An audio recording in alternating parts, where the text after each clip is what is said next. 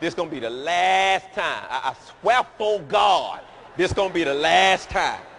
And we ain't going to do it no more after this, but one more time. And how many of you know that one more time equals what? One more time equals what? One more time equals what? One more time equals what? One more time. And what's happened is you've now opened the door from lust to lasciviousness. Lasciviousness is, it means that you have no restraint now. You're trying to find the brakes. You're trying to stop, but one more time becomes one more time becomes one more time. And now you've taken the grace of God, that grace that says you can repent, be forgiven, and now you've turned it into lasciviousness, because now it's not even the grace of God you receive now, but it's one more time, one more time, one more time, one more time, one more time.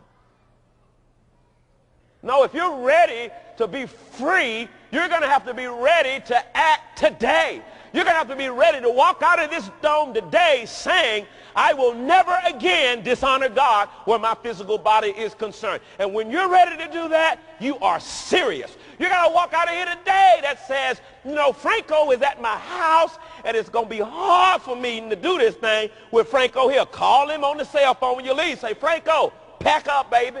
Franco got to go, because I got to honor God with my body.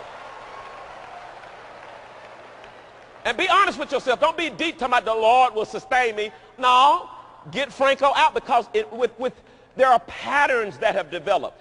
There's this one thing that you do that should let you know, it's getting ready to start, because that one thing you do all the time. It's the same thing you do that starts leading you down that same path.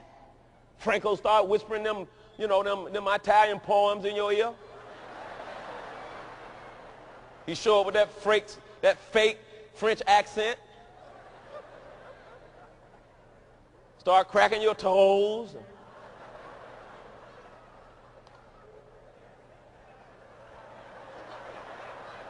Time he grabbed that toe. That ought to be, you got to go.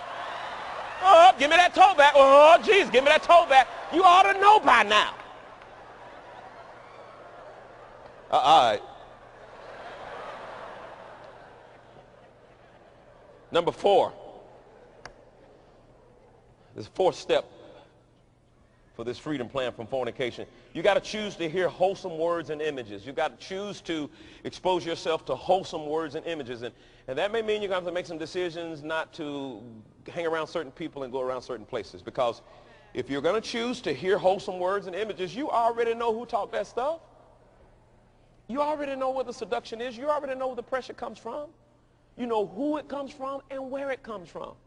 That's just like you making a decision. You know, I'm not gonna smoke anymore. I'm not gonna put nothing else in my mouth. I ain't gonna smoke no more drugs. I'm not gonna do that anymore. But I'm still going over Bucket House. Now Bucket, you ain't never been over Bucket House without him smoking something. Every time you ever gone over, that's why you went over there in the first place. And you love Bucket because y'all have a good time, but you told Bucket, look, man, I got saved. I went to church Sunday. I got saved, and I made a decision. I'm not gonna mess with this stuff no more. He said, oh man, you know, help yourself, boy, but I'm gonna smoke this, boy. You sure you don't want none of this? Boy, you better change your mind, boy. There's some good stuff, boy. Cut grace of the line. You sure you don't want none of this? Oh, shoot, that's all right. Gonna be more for me. God, dog. Go on, try this, man. Go on, hit this thing, man. You know you ain't saved, man. Go on, hit this thing, man.